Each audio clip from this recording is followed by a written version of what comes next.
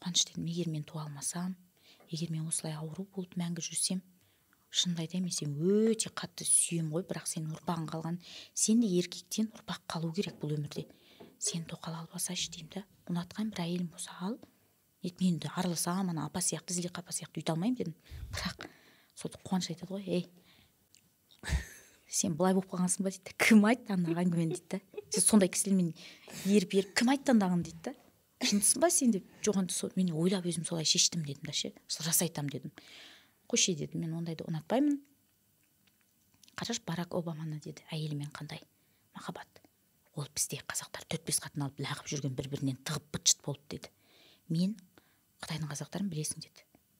Онда екінші қатын алып алу деген нәрсе бізде жоқ. Ата-бабамыздан болмаған ол деді. Екінші қатын отпан аталарымыздың кезінде болған шығар. Бертінгі современный қазақтың барлығы махаббат деген түсінік бар. Мен сені сүйдім, мен